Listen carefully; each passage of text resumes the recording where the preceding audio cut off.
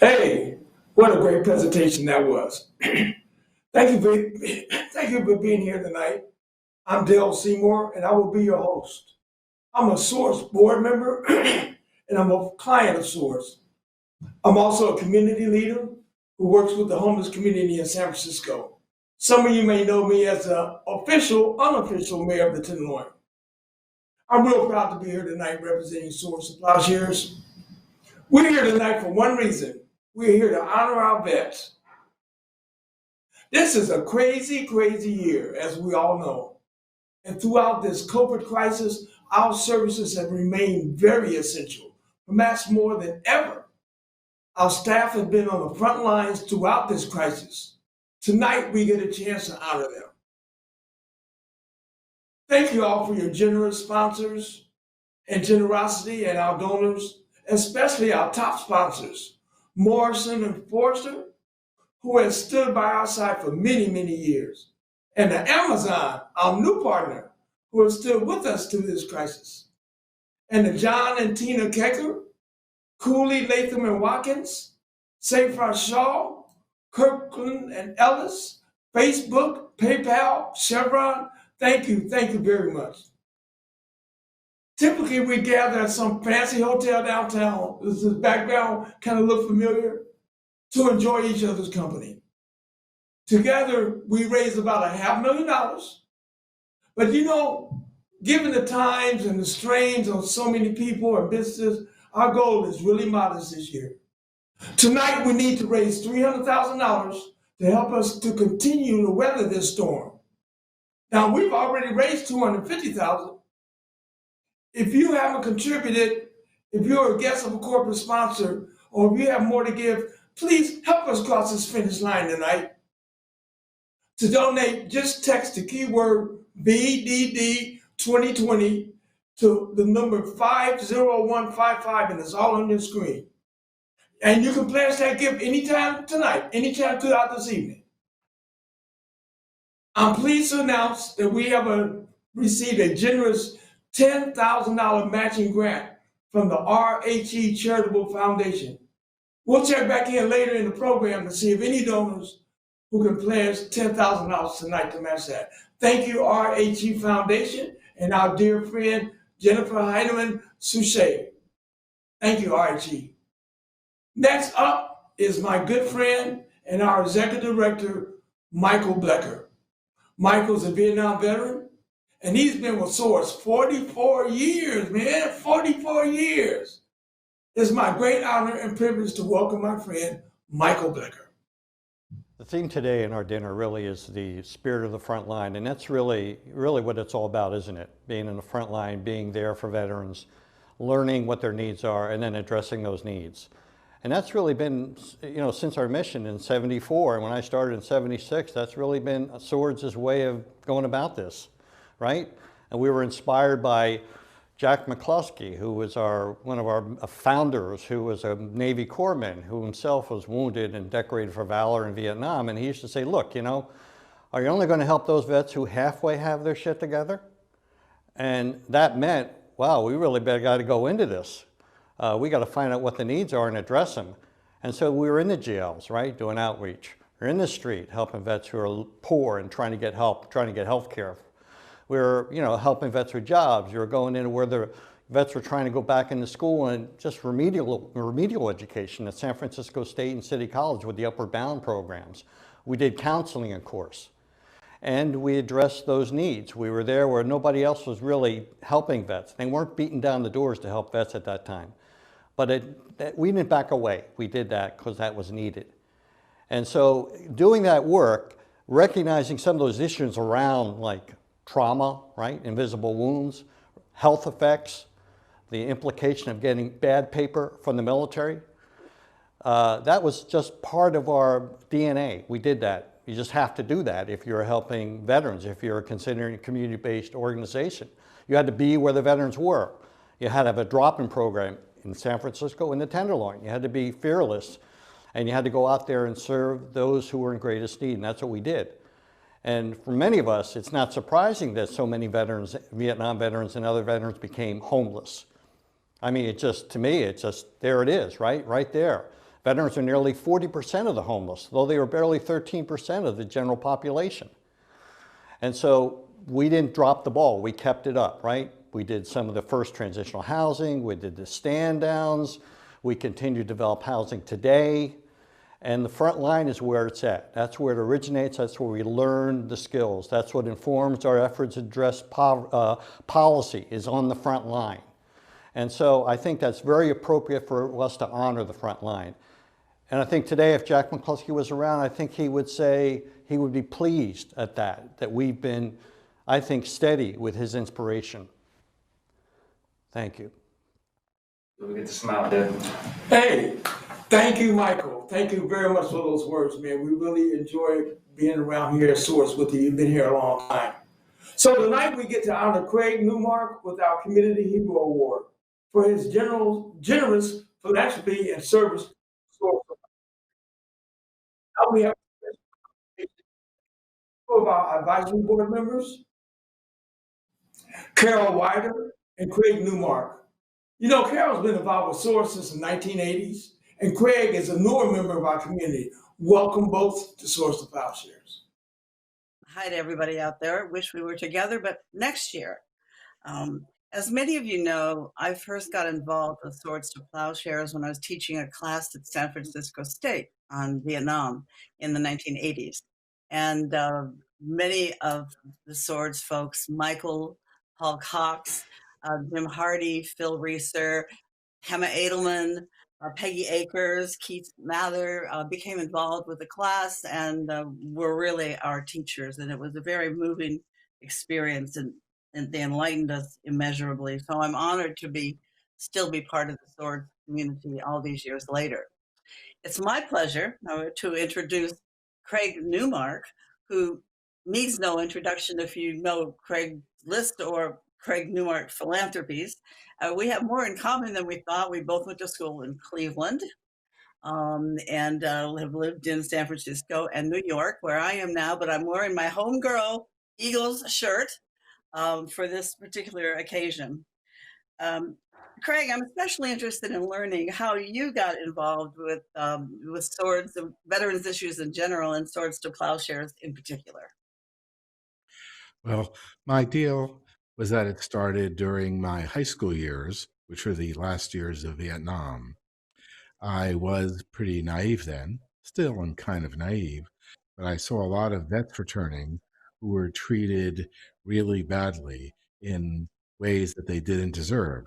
Because these guys went out to protect the country, to protect me, and I thought they deserved some respect for that. I slowly contemplated that over a period of years, and then in the mid-2000s, I realized that vets involved in Iraq and Afghanistan, they weren't being treated very well by the current administration. Turns out Veterans Affairs wanted to help them out, but they were vetoed. And so I was thinking I should do something. Then I wound up sitting next to a guy from the Iraq and Afghanistan Veterans of America. The need to help vets and their families clicked in, and so I started helping a lot more, and now I'm starting to help even more with efforts yet to be announced.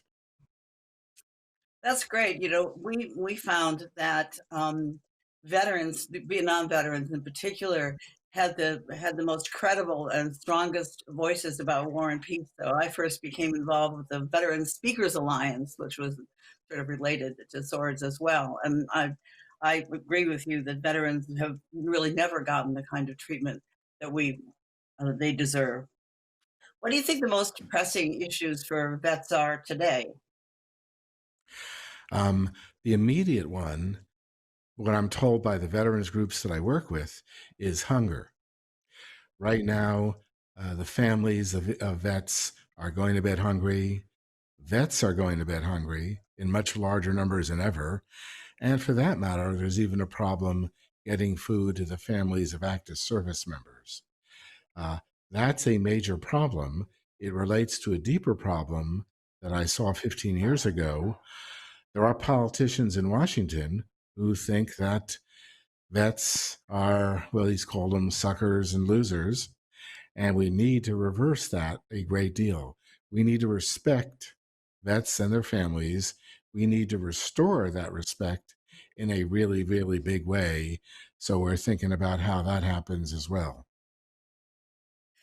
Yeah, I was very impressed reading about your Newmark philanthropies and the kinds of issues, journalistic integrity and women in technology and veterans, and I think voter registration was one of yours as well. Can you tell us a little bit about your organization? Um, Basically, this is me as a classic nerd trying to do the best I could in areas that seem to be addressed where I could actually help out. For example, I'm helping people, including a lot of former vets, plan for better national cybersecurity. Right now, that's a great field to get a career in. So I'm involved in programs to train vets in careers like that. There's also the notion of trying to help the press because it's our first defense against information warfare directed against us by our foreign adversaries and by their domestic allies. So I'm trying to help areas where the people are doing a good job but need resources. And the area I've been helping out longest in a big way has to do with vets and their families. And Towards the Plowshares was one of the first groups I supported because I could see that they're actually getting the job done. And there's a lot of organizations out there, charitable organizations, who are not good at doing anything, but vets are being seriously helped by swords. Well, I agree. It's just the best with passion and heart and competence and a lot of longevity. What is it about swords that sets it apart in your view from other veterans organizations? Well, they're addressing the real needs of vets and their families. Uh, for example, getting housing for vets, getting counseling, finding jobs, addressing the food security issue, and just reminding people, again, that we need to remember our debt to vets and their families. Because people in America are starting to forget that, but Swords is not letting people forget that. And in particular, Swords is reminding people in San Francisco that we owe vets, we owe Vietnam vets a lot. We don't want to forget that. Absolutely. I know, I'm sure we all thought we'd be through COVID by now. Unfortunately, that doesn't seem to be the case. And I know that you made a generous donation to Swords on behalf of the COVID crisis. Was there a particular way you wanted that to be used or it was used?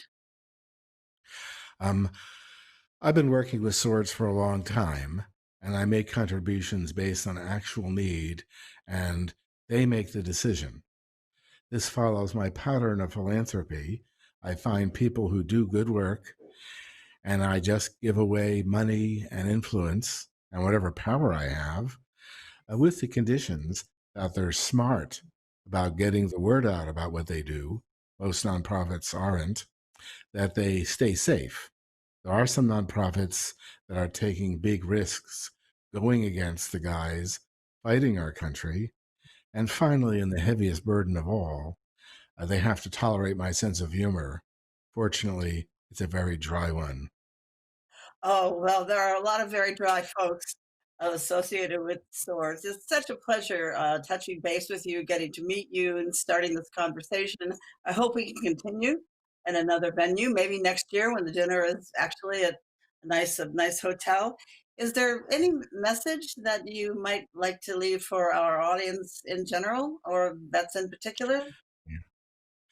Tell everyone that we need to remember how much we owe our vets and their families. Maybe that's not a big message. After all, I'm a serious nerd, but a nerd's got to do what a nerd's got to do. Oh, that's a great bumper sticker.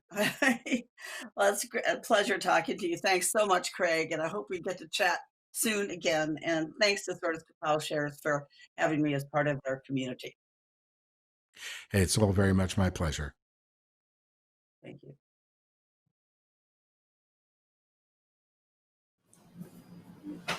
Hey, thank you, Craig. Thank you, Carol. You know, we're so lucky to have members of the advisory board like you who are deeply involved and committed. Thank you.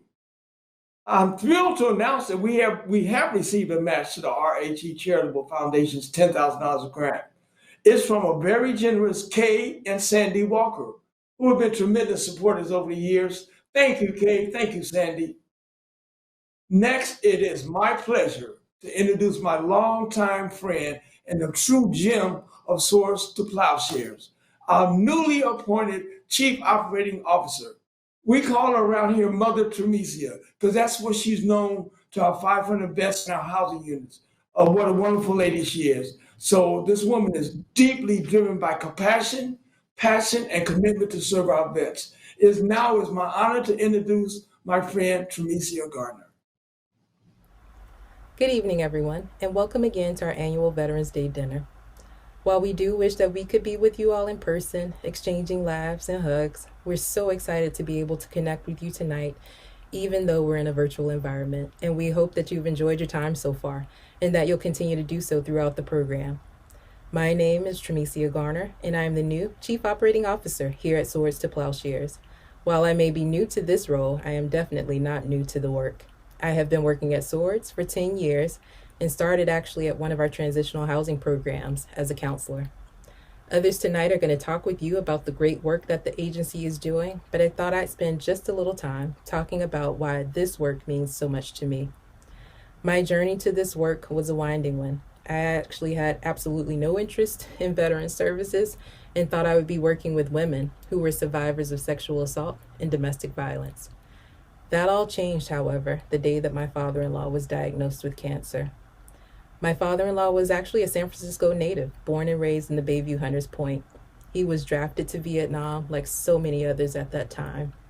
He came home once his tour was over, started a family, worked, and did what most people do. He went about living his life. Years later, one of his children, my husband, joined the Army and was later deployed to Kuwait in 2003. This was the first time I saw my father-in-law both scared and proud at the same time. He knew what it meant to go to war and what that could mean when my husband came back home. My husband returned from his time in Kuwait. He got the chance to get to know the daughter that he left when she was only a month old, and we all went on with the day-to-day of living. A few years later, I learned about non-Hodgkin's lymphoma. That was the cancer that plagued my father-in-law, and it was due to his time in Vietnam and being exposed to Agent Orange. In less than a year, my father-in-law would be in the VA hospital in Atlanta, living out the last days of his life. He let us know that he would not die until he was informed that his 100% VA service connection was approved. We were trying to figure out why that was his concern, especially at that time. But I know now why that was so important to him. He knew that those benefits would pay for his burial, ensure that his wife received a check every month as a widow, and that she would have access to health care for the rest of her life. It was at that time that I chose to do this work. If my father-in-law knew of a place like Swords to Plowshares, he could have had a chance to connect to other veterans with stories like his. He could have gotten access to VA benefits earlier in life and maybe, just maybe, had a chance to live a little longer and get to know his grandchildren, to whom he is now a memory. The work that we do here at Swords is life-changing for so many. We are here for veterans and their families, regardless of when they served, how they exited the military, what branch of service, and irrespective of how long they served. We get to know the veterans we serve, what they need, and how we can make life just a little better, connecting them to services and care that is not only deserved, but that they have worked for and earned. We see our veterans for who they are and who they want to be. We connect with them on a human level. We respect their choices in life, and we stand with them, even when times are hard. That is who we are as an agency, led by a powerful mission that is enacted by people who carry it forward because they too believe that our veterans and their families deserve nothing less. Please join me in listening more to those on the front lines as they talk about their work on behalf of the many sword staff that are caring for veterans day in and day out during a pandemic, and as we are all here tonight celebrating together. We hope you enjoy the rest of the evening and are looking forward to the continued partnerships that make this work possible. Take care and have a great evening, everyone. These veterans who come through our doors and who have been coming through our doors since 1974, they come from all walks of life. I'm often asked the question by my fellow friends, why? Why are there so many homeless veterans? How do they become homeless?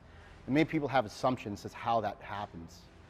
But what I can tell you is that over the past several months, those stressors that they had before COVID-19 has increased on levels that is so hard to just fathom. Before COVID-19, we were offering a number of different services where they can come in through our doors, sit down in our drop-in, stand down and just relax. Sometimes watch TV, drink some coffee, have a conversation with their case manager, get connected to employment training, have an appointment with a lawyer, do an intake, or get referred internally or externally. When COVID-19, that came to complete standstill. You know, it really changed things almost overnight. You know, I mean, fortunately, we work for an organization that's willing to meet the needs of the veterans, but at the end of the day, these guys were scared. A lot of people were scared, and nobody knew how contagious this was. You know, I would be lying to you if I told you that when I drove home each night, I didn't bathe myself in alcohol. It was that fearful, and not only fearful for me, but fearful for my family. It was really a time for me to step up. I'm a social worker by training. All the social workers had to step up during this time. But also it was a lot more personal for me because I feel like these are my brothers and sisters. These are people that I served alongside no matter what era. It was important that I could step up and make sure that there was a continuation of services. Even though there was a pandemic, we still had a job to do. You know, we did our best to get us suited up as well as we could. We got all the PPE we could get. We got the gloves, we got the masks, we got all the information coming from the Alameda County. One of the big things that we did, and what has led to what we're doing today, is having these individuals come in weekly and volunteer their time to help fill these bags for our veterans who are located at various hotels and shelters and temporary housing throughout the city. Our emergency housing program has changed so much before COVID to where it is today. We did have an emergency housing program that was centered for more helping out veterans running from domestic violence, veterans being released from hospitals, veterans with severe disabilities or chronic conditions, and veterans with children. Once COVID hit, things changed almost immediately. And they basically dropped what I consider to be a pilot program, to say the least, in our laps and said, listen, we got to take care of these veterans and we need to take care of them now. We took that initiative. We started engaging these veterans as quick as we possibly could. I think in the first 3 weeks we were able to manage 28 separate veterans into emergency housing almost immediately. I mean, we're talking from 1 hour to the next getting these guys in. We knew that we had to feed them at some point. We had to get wraparound services. We had to take care of these guys if they were going to be under our responsibility. The way that we did that was providing a meals program. The way that we did that was making sure that they were clothed and they had all the clothing they need, making sure they had shelter, obviously, and then on top of that had a mobile case manager that was willing to go out there and meet them half the way wherever they were and connect them to resources. It's pretty incredible that this organization has the capacity and adaptability to take somebody from homelessness to transitional housing to permanent housing, all during shelter in place, all while there's some high medical and mental health needs. We're able to meet those needs. And because of COVID-19, helping them became so difficult. And I'm just really proud of how this organization has done its best to adjust our mission to what we do regarding helping our veteran clients in the Bay Area. I can only say that I'm truly proud of the staff, and I'm truly proud of the veterans, and I'm truly proud of this organization for stepping up and doing the right thing to get these veterans off the streets during this pandemic.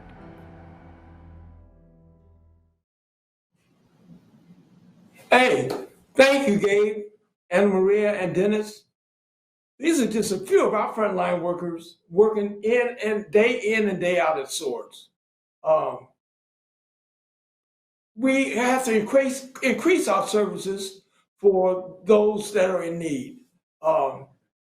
There are veterans helping veterans at Swords. That's our motto since 1974. You know, there's a term in the military for, and we all know this, called gear up. When we first heard about the virus, we recognized it was time for Swords to gear up, and man, did we gear up. Tonight, we're going to honor all of our frontline staff by raising the funds to keep them safe and increase services for those who desperately need it. While we will be in the epidemic for a while, okay, everyone knows that. Swords will be here to help serve our vets. Let's take a minute right now to announce our first raffle winner of the night. The prize is a $100 gift certificate to Flora Clement. And let's see who we got here. We got Axel Boren. Axel was with Neby Brothers, one of our general contractors in the city. Congratulations, Axel. You know, we also have a $5,000 pledge from longtime supporters, Steve and Faye Snyder. Steve is a former board member and a friend, and he's a Vietnam vet. Thank you, Steve. Thank you, Faye. Thank you very much, Faye. We're looking for a generous donor tonight to match their $5,000 gift. Can anyone match their $5,000 gift?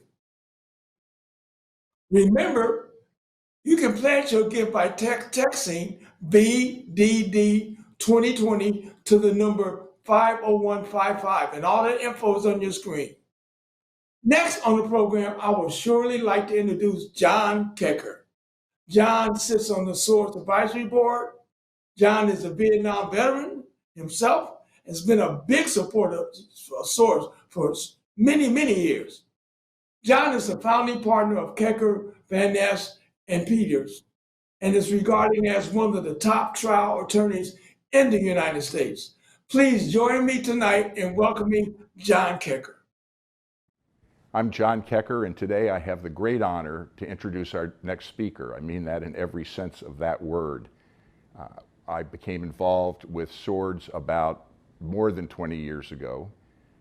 I was a former Marine infantry platoon leader in Vietnam. I was attracted to Swords' motto that the wounds of war last far beyond the battlefield. And when I joined, Nancy Pelosi was already there. Nancy Pelosi was supporting veterans' affairs and needs in Congress. She was supporting Swords' mission in San Francisco. She was a member of the advisory board. She was a person that Michael Blecker could turn to and did for advice and help on veterans issues, both national and international. She is a stalwart for veterans. She's the kind of person you would want in your corner, on your side, in a tough fight, whether it's combat or otherwise. I am very proud to call her my friend. Please welcome the Speaker of the United States House of Representatives, Nancy Pelosi. Good evening. It is a privilege to send virtual Veterans Day greetings to the extraordinary leaders and advocates of Swords to Plowshares. Thank you, Michael Blecker, for your decades of tireless service. Your compassion and expertise have been a blessing to your fellow veterans and to the entire nation. As a proud, long-time advisory board member, I've seen firsthand how Swords to Plowshare has empowered our veterans and their families and given them the tools they need to thrive. I want to mention my friend John Kecker here because he has been a major supporter of Swords to Plowshare. We share our admiration for the work you do, Michael. Your work is more vital than ever as we confront the ongoing pandemic, which has infected tens of thousands of veterans and VA workers and killed thousands in the veterans community. The veterans of Swords to Plowshare have been on the front lines, bringing hope to our community and ensuring our veterans stay safe and healthy. And it is my great privilege on behalf of the House to join you in honoring these heroes with this year's Profiles Encourage Award. House Democrats are proud to stand as your partners throughout this crisis to secure billions in funding and fighting for targeted resources to support the VA and care for our veterans throughout this challenging time and beyond. We're also proud to have passed legislation to combat veteran suicide and sexual assault, protect health care, expand services to minority and Native American veterans, and ensure equal opportunity for women veterans. House Democrats are committed to honoring our fundamental promise that just as the military leaves no one behind on the battlefield, when they come home, we leave no veteran behind. As we mark this Veterans Day, I recall a veteran I met on Codell last year marking the 75th anniversary of the Battle of the Bulge. This man in his 90s spoke eloquently of the band of brothers and the horrors of war. And he said, I just want to tell you one thing, pray for peace. Together, we can continue to advance progress to achieve peace. Peace for our veterans struggling with the hidden wounds of war, peace for our communities ravaged by the coronavirus, and a more peaceful future for our children and the world. And let me acknowledge the families of the veterans who have been such a support to them, our hidden heroes. I do this work with Libby Dole, we're our hidden heroes as well. So to the families, we are deeply in your debt as well.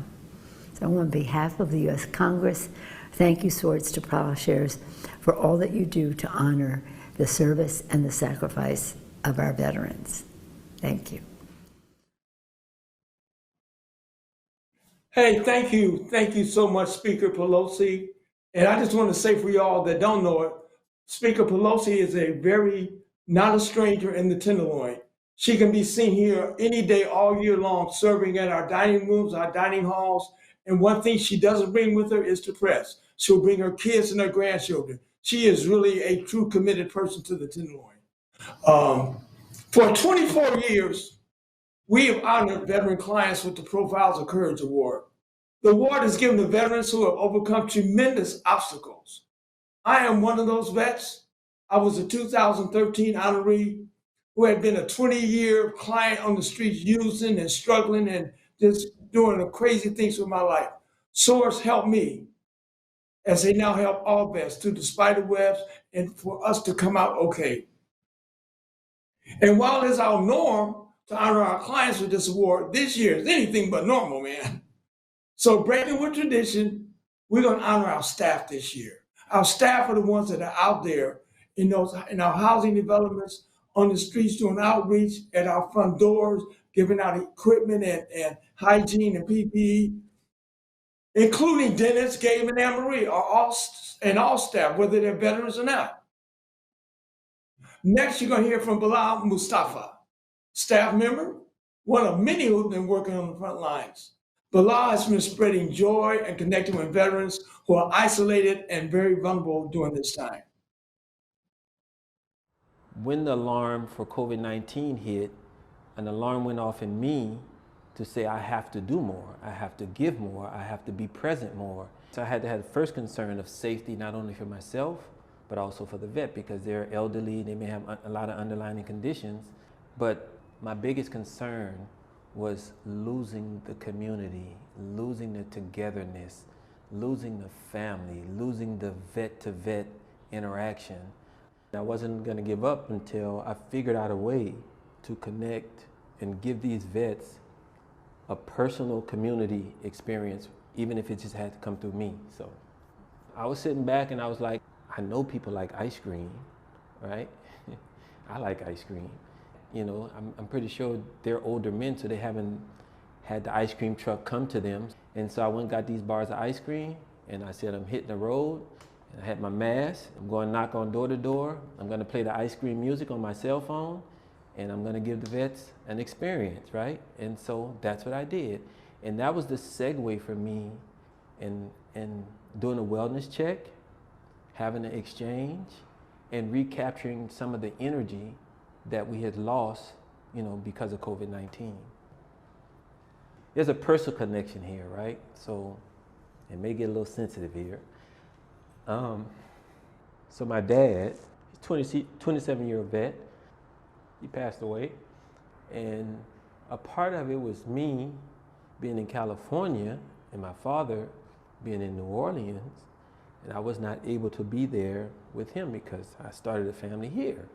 And so thankfully that my brothers and sisters and his mom, my grandmother, they were all there to take care of him. So it was no worry that he wasn't going to be taken care of. It was just my own personal connection with him being a veteran, going through dementia, and all the things that vets with PTSD, they experience. That was my motivation. That was my intent, was to not allow these vets to just be isolated and deteriorate, And that's a war in itself. I mean, at least on the battlefield, you have platoons and you have crews and you have someone in your foxhole. And so I feel like it's my responsibility. It's a duty as a human being, as a vet, as an American, to care for these vets. So.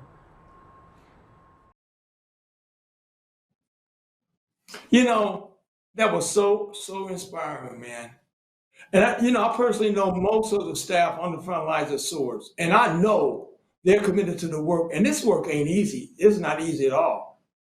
We are so excited that we have a donor who has matched a generous gift from Steve and Faye Snyder. Thank you, Marcy Vu and Michael Teal, for your generous $5,000 donation. And you know what? That's in addition to their $5,000 sponsorship tonight. Thank you, Marcy, and thank you, Michael. Now I'd love to welcome Colleen Mikarami, our development director, to join me as we work towards hitting our fundraiser goal. Thank you, Del. Thank you, everybody, for joining us tonight and for your support. We're pleased to let you all know that we are so close to meeting our goal tonight at about $295,000. I'm looking up at the board right now. I also wanted to announce another $5,000 gift that was just pledged a minute ago by Barbara Saavedra, a former staff attorney here at Swords, who's gone on to bigger and better things. Thank you so much, Barbara. As a reminder, you all can donate at any time on the website, or you can text VDD 2020 to 50155. Your donations tonight have tangible benefits to the veterans we serve. Every year, we rely on unrestricted funds from our Veterans Day dinner. Our restricted grants just don't cover all of our expenses. This year, our need has compounded. We've been fortunate to have a safety net of savings, but the cost to keep our staff safe is ongoing, and our savings are dwindling. The unrestricted dollars we raise tonight go toward needs such as serving veterans who are ineligible for government grants and services. Part of what makes our work so important is that we serve all veterans, but we are only able to do so through private donations. Yeah, of course, the biggest thing during this epidemic is that you can't shelter in place without a shelter. And you can't wash your hands clean without a bathroom. So getting vets off the street is like number one. And that's what we're doing at Swords. We need to keep them in emergency housing until we can find them a permanent house. As you saw in those videos tonight, those vets sitting on the side of their beds, looking around in their room, and the important part of it is their room. That's their own room, and they feel so safe and secure. This is so important, you won't even know. I learned tonight that we have about 200 vets sheltering in place in hotels in San Francisco and Oakland tonight. Tonight, your gift of $2,500 can pay for nearly a month of emergency housing for a vet, female or male. Yep, that means shelter and safety during these cold months coming up. I actually have seen a couple of donations come through that would each pay for a month of emergency housing. One from Mike Deksheniaks and Jacqueline Deksheniaks, two $3,000 gifts. So thank you so much. As you can all imagine, we've had a lot of unplanned expenses through this crisis. Another huge need that we've seen arise is food insecurity, as you heard tonight from Craig, from our staff. With the shutdown of businesses and fewer food donations coming in the door, we see more and more of our veterans experiencing difficulty accessing meals. We need to keep our vets in our housing programs in the hotels and those on the streets fed. A donation of $1,000 tonight purchases enough food for about 75 bags of groceries. Dell, are we ready for another raffle? Yeah, let's do this. Let's do this. Our second prize tonight is a $100 gift certificate to Now Move Stonepot. And let's see who the lucky person is. It looks like it's Courtney Thomas of the Next Generation Policy. Congratulations to you. Colleen, you can announce? So much. I don't know where to begin. We've had a lot of great activity tonight, and I'm going to keep looking up at the board. Maggie is helping me keep track of these donations. We've got some great gifts from our friends at Chevron who actually get their corporate matches. We've got, let's see, Carlos Haynes, thank you very much. We've got a gift from Jared Stewart, G4S Secure Solutions in honor of East Bay Mud, a gift from One Treasure Island, thank you, Sherry.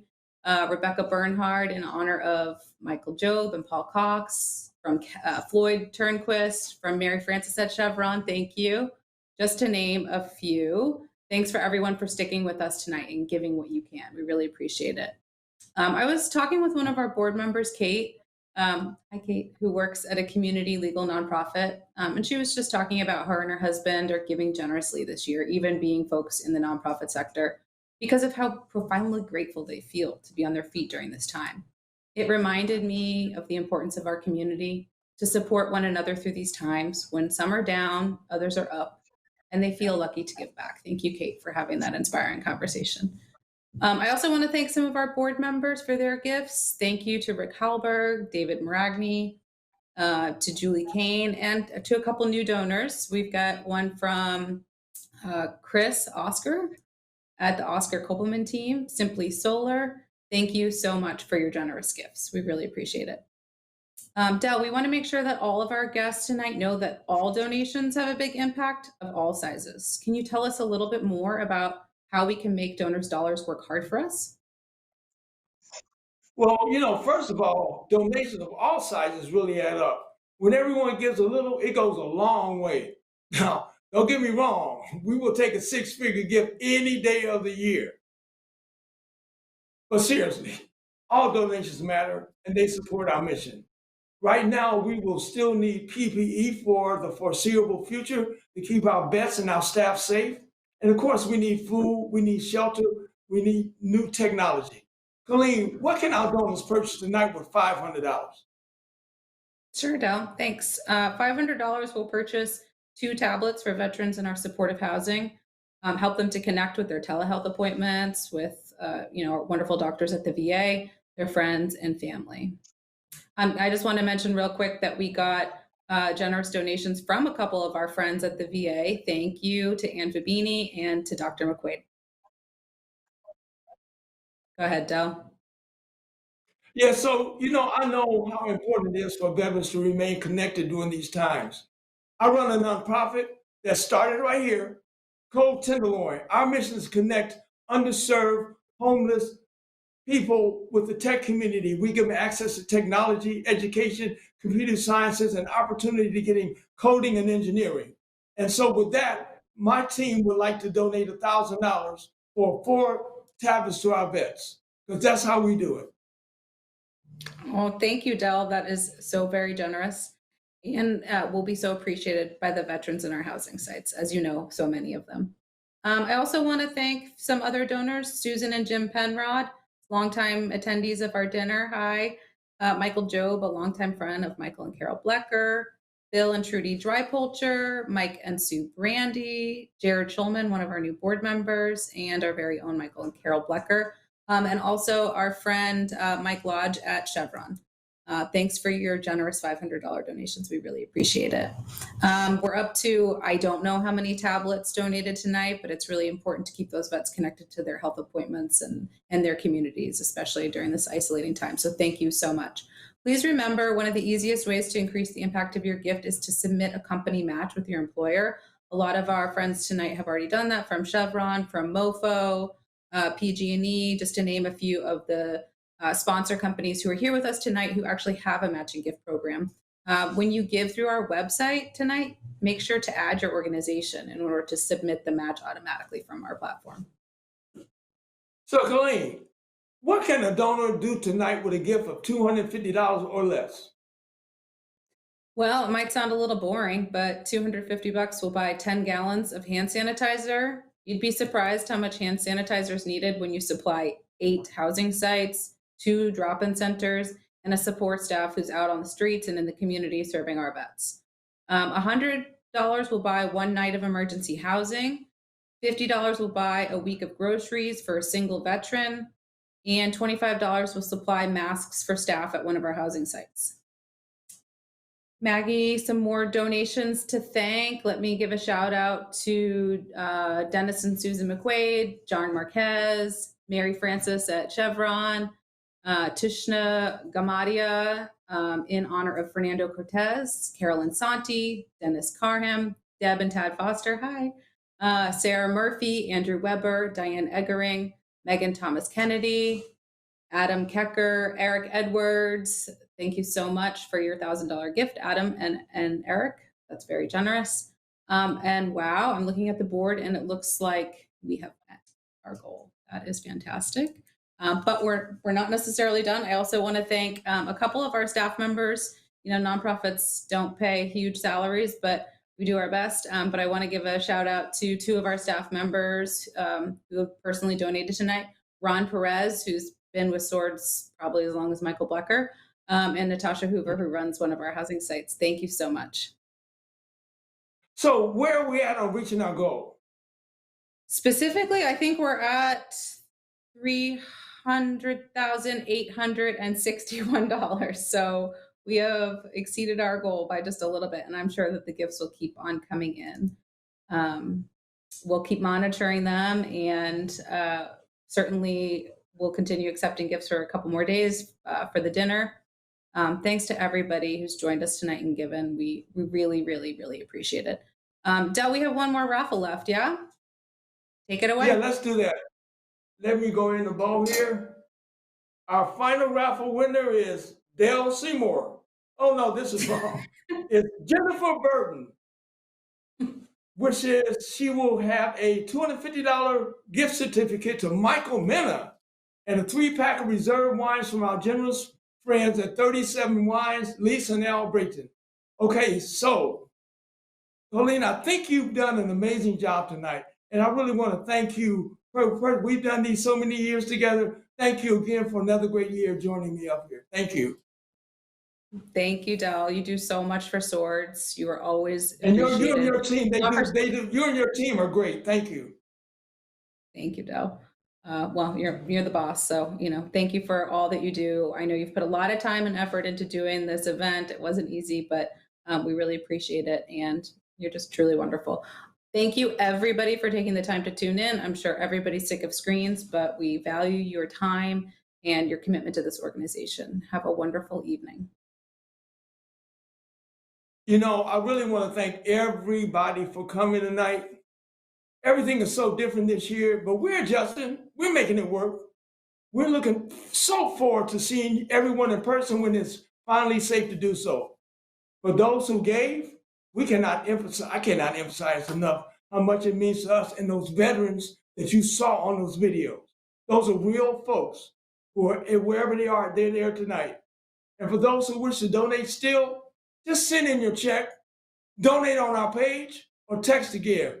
Our fundraising goal will continue through the rest of this week. Be safe, be well. From everybody at Swords to Plowshares, have a great night. God bless. Bye-bye.